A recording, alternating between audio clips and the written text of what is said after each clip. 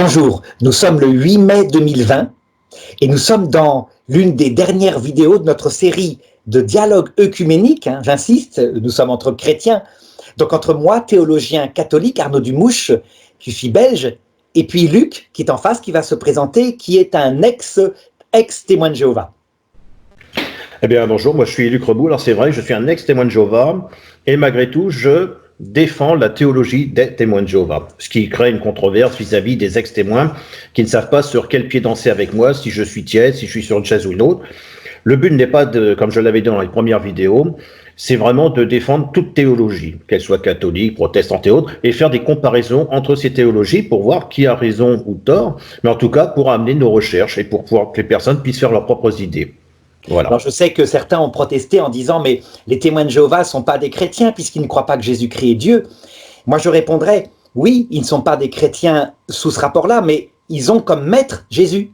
Et donc ils ont l'évangile. Or, on voit bien dans les Actes des Apôtres qu'il y avait des chrétiens comme ça, qui avaient reçu uniquement le baptême de Jean-Baptiste, et ça n'a pas empêché les apôtres de les accueillir avec joie, de discuter, puis de les amener de fait au baptême de Jésus. Donc voilà, peu importe.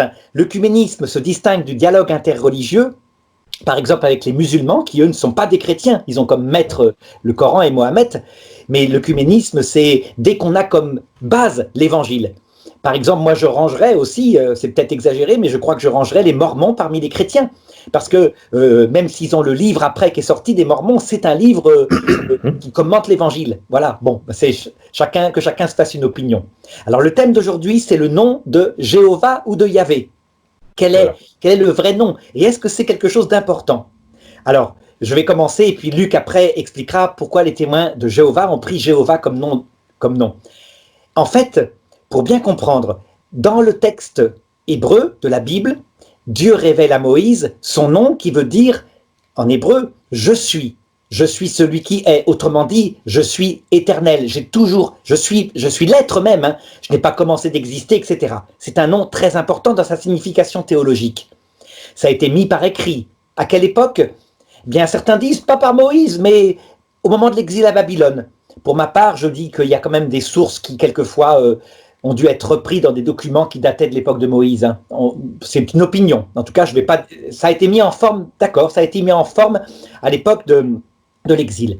Ce nom de Yahvé, je suis, était prononcé de manière extrêmement rare, une fois par an par le grand prêtre, lors de la Pâque, lorsqu'il sortait du temple. Et c'était tout.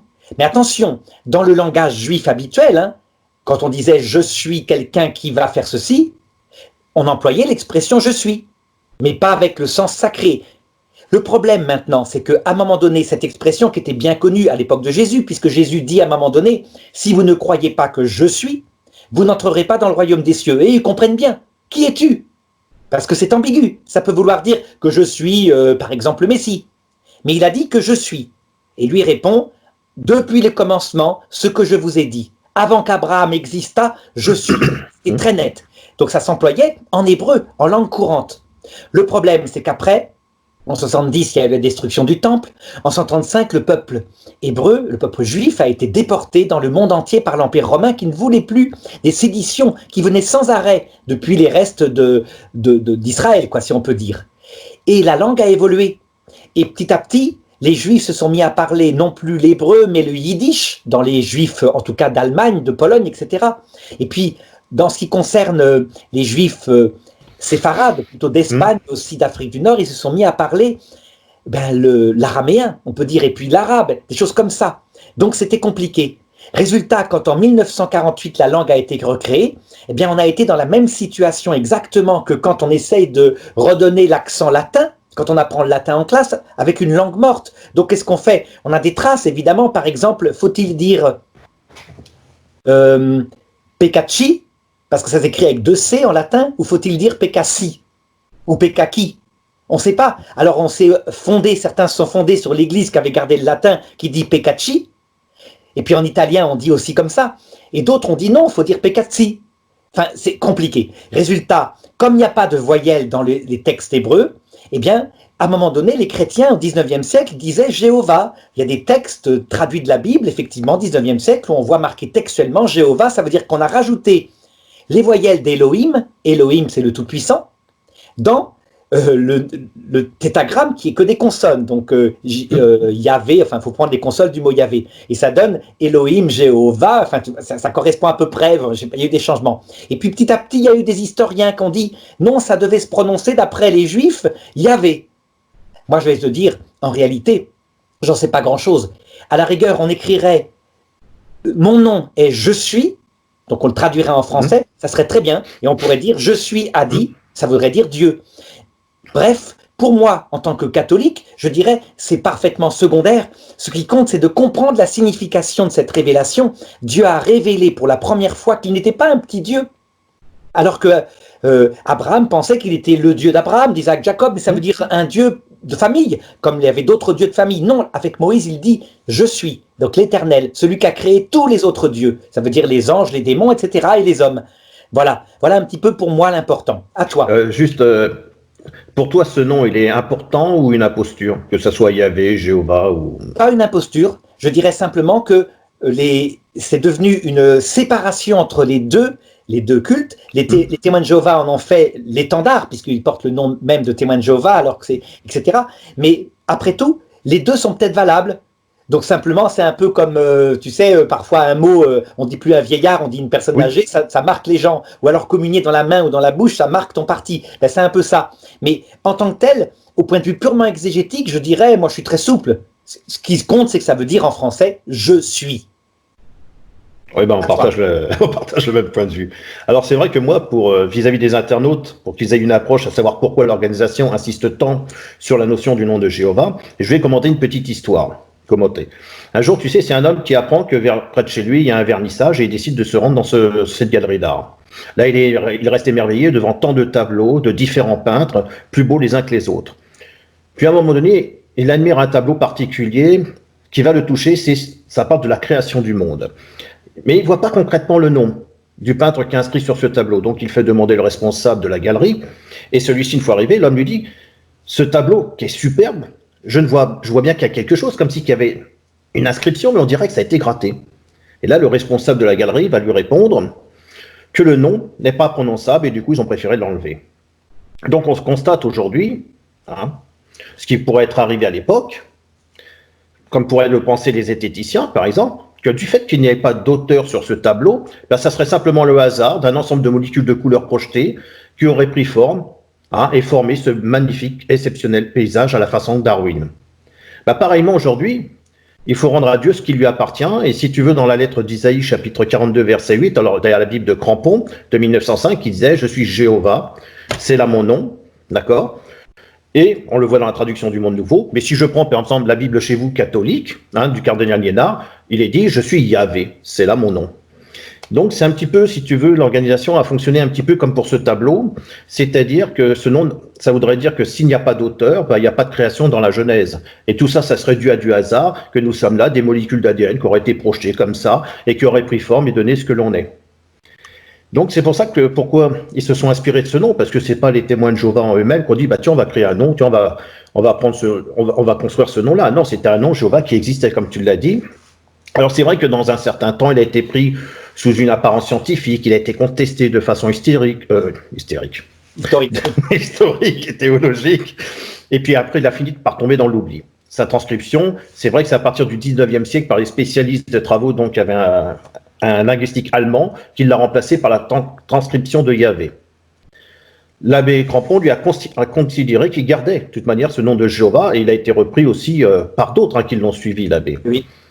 Et en fait, c'était, et ça on en est sûr, c'était un mélange de consonnes et de voyelles qui venait du mot hébreu Adonai. Donc si on veut être honnête, le nom de Dieu, on n'avait pas les voyelles à l'époque, et je ne suis pas sûr qu'il y avait aussi, quand Dieu a créé le monde, a créé les consonnes tout de suite. Donc c'est pour ça qu'on a apparu plus tard, absolument. Bien sûr.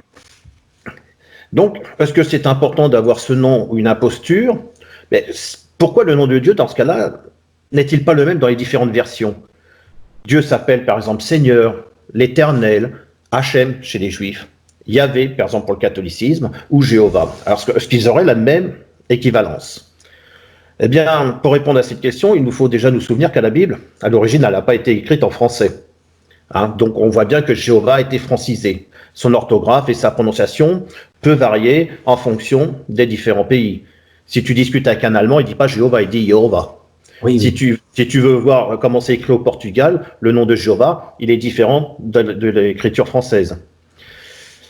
Donc, je me rappelle j'avais suivi sur un site Jean-Marc Taubois, un pasteur qui est décédé récemment, qui disait qu'un jour il avait rencontré 2 témoins de Jéhovah qui étaient avec une brochure, le nom de Dieu. Il leur a demandé de lui dire comment vous prononcez Jéhovah en hébreu. Ils ont été incapables, et pour cause, puisque ça ne se prononce pas en hébreu. voilà. Donc du coup, le nom était faux. Mais de toute manière, Jéhovah, tu ne le prononces pas non plus en persan, en patchou ou en ourtou. Oui. Et j'ai trouvé que c'était dommage de dire que parce qu'on ne peut pas le prononcer en hébreu, ça voudrait dire que tout simplement ce nom est faux. Si moi je te dis aujourd'hui, bah tiens, toi t'es pasteur ou autre, prononce-moi Jésus en hébreu. Mais je ne prononce pas en hébreu. Et oui, et en plus, tu as vu, même Jésus, c'est compliqué. Yeshua, disent certains, mais en fait, c'est Josué, parce que Josué, c'est Jésus. Yeshua, c'est la contraction de la forme Yeshua. Tout à fait. Josué, tu vois, Josué, c'est Jésus. Exactement. Josué, donc qui a libéré le peuple hébreu, qui l'a fait conquérir la terre promise. Donc on peut remplacer des voyelles, toujours le même problème, il n'y a pas de voyelles en hébreu. Non. Donc c'est pour ça que, après, c'est vrai, quand Jésus dit dans sa prière modèle, qui nous dit « Votre Père qui est dans les cieux, que ton nom soit sanctifié », c'est-à-dire rendre saint le nom de Dieu. Ça veut dire que quelque part, il faut comprendre que le nom de Jéhovah, c'est un mélange de titres divins. Alors, on va te dire qu'il y a eu des dérivations. Bien sûr, on va te dire qu'à l'origine, les Juifs ont eu peur de perdre ce nom, donc ils ont commencé à rajouter des voyelles, et qu'après, il y a eu des falsifications. Mais quoi qu'il en soit, moi, si quelqu'un me dit « je prie Jéhovah, je prie Yahvé, je prie Hachem », à partir du moment que tu rends pur le nom de Dieu, que tu as du respect pour ce nom, ça me paraît logique. En tout cas, c'est mon point de vue. Moi, je suis d'accord. Et je dirais même plus, regarde, le vrai nom de Dieu, on l'aura dans la vision béatifique. Parce que quand on verra Dieu face à face, alors on voit qu'il est. Il est l'être éternel. C'est là. Donc sur terre, le nom, c'est qu'un mot. Un peu comme d'ailleurs, c'est une chose qui a surpris les catholiques. Tu as entendu parler de l'apparition reconnue par l'église d'Amsterdam, l'apparition de la Vierge, où elle dit toujours « Je suis celle qui portait sur terre le nom de Marie ». Et alors certains disent « Mais comment ça, elle s'appelle toujours Marie ?» Non. Quand on est au ciel, on voit l'âme de chacun qui est comme un jardin unique. Et donc le nom de chacun, c'est son âme. Et donc le mot Marie, Marie, c'est un nom porté par des centaines de millions de femmes sur la terre. Marie disparaît au profit de cette âme unique, absolue, dont on voit le cœur, le jardin dans lequel habite l'Esprit Saint. Et donc c'était très bien vu, le fait que la Vierge Marie dise ça. On aura un nom, comme dit l'Apocalypse, un nom qui n'est, tu te rappelles ce texte-là de l'Apocalypse, un nom nouveau, n'est prononcé par personne, etc. Donc voilà, il ne faut pas se scandaliser comme ça. Et si tu veux, moi j'ai constaté, par exemple, sur certaines vidéos, alors on dit, les enfants, vous leur apprenez le nom de Jéhovah quand ils sont tout petits, alors que c'est une erreur, parce que le nom de Jéhovah, ça serait Adonai, l'Éternel ou autre. Tu vois, nous, on avait des petits recueils à l'époque comme ça, oui, pour les enfants, mais moi, ça me paraît tout à fait normal. Ah, mais non, mais tu te rends compte, Jéhovah, tu vas dire, il n'a pas d'autre nom que Jéhovah, mais il n'a pas d'autre nom, il a d'autres titres. C'est la différence, c'est Jéhovah, Yahvé, c'est Yahvé, c'est son nom, mais après, c'est les différents titres qu'on donnait, puis les transcriptions. Voilà. Mais j'ai dit, ça revient exactement au même, quand nous, dans ce cas-là, dans ces petits recueils, on dit, puis il y avait Jésus, il n'y a pas Jéhovah, il n'y a pas Jésus, puisque Jésus ne peut pas se prononcer en hébreu. Mais on sait très bien que moi, en tout cas, toi, je pense que ça doit être pareil, quand tu pries Dieu, tu sais qui est le Père, tu sais qui est le Fils. Après, je pense qu'au niveau de la théologie des témoins de Jéhovah et celle des catholiques, certainement, c'est que pour vous, Yahvé, c'est pas le Père. Yahvé, c'est Jésus qui s'est fait chair. Yahvé, c'est bizarre. Ça peut être la Trinité tout entière, donc les trois, qui font un seul Dieu. D'accord. Mais ça peut être aussi, en tout cas, le nom de Jésus, puisqu'il dit « si vous ne croyez pas que je suis », mais aussi le nom du Père, qui est Dieu, parce qu'il est à l'origine du Fils, puisque le Père, c'est le Père qui se contemple et qui donne le Verbe éternel qui s'appelle Jésus. Enfin, tu vois, c'est-à-dire que ce nom de Yahvé peut être attribué à la fois au Dieu unique et à la fois à ces trois jaillissements qui sont en lui. Il y a des passages, par exemple, qui est dit « Yahvé Dieu ». Oui. Et pour moi, Dieu, si tu veux, dans la partie Trinité, ça veut dire, par exemple, Dieu a tellement aimé le monde. Quand on dit Dieu a tellement, ça veut dire qu'il y a la présence du Père, du Fils et du Saint-Esprit. Par contre, là, on dit Yahvé Dieu. Pourquoi on ferait un pléonasme là-dessus si c'est... Tu vois ce que je veux dire? C'est pour ça que moi, ma pensée, dans les différentes théologies qu'il me semble, que ça représente comme ça, c'est que nous, Jéhovah, c'est le Père, Jésus, c'est le Fils, alors que dans Isaïe, il est dit Dieu viendra lui-même, et qu'au départ, on a pensé que Yahvé, donc Jéhovah Yahvé, on a pensé que c'était le Père, et qu'en fait, c'est quand Dieu vient lui-même, Jésus va dire non, parce que celui qui était présent, c'était lui à l'époque, et le Père, nul ne l'avait entendu et connu à l'époque. D'accord, oui, je comprends. Tu vois ce que je veux dire? Oui. Ça serait Yahvé qui est devenu avec le nom, ça veut dire qu'en fait, Adonai, ou c'est devenu Yeshua. Ouais. Ah oui, pourquoi pas, tout à fait. Et qu'après, c'est Yeshua qui va dire non, vous avez pensé que Jéhovah ou Yahvé, c'était le Père. Moi, je vous dis non, nul n'a connu le Père, si ce n'est par moi, car c'est celui qui est descendu, tu vois. Puis là, il va commencer à expliquer, et c'est ce qui va mettre en colère justement les pharisiens, les juifs. Quoi, toi, tu te fais Dieu, tu dis que c'est toi Jéhovah, tu dis que c'est toi Yahvé, tu dis que c'est toi Hachem. Eh oui, vous n'avez pas connu mon Père, c'est mon Père qui m'a envoyé, moi j'étais sa parole.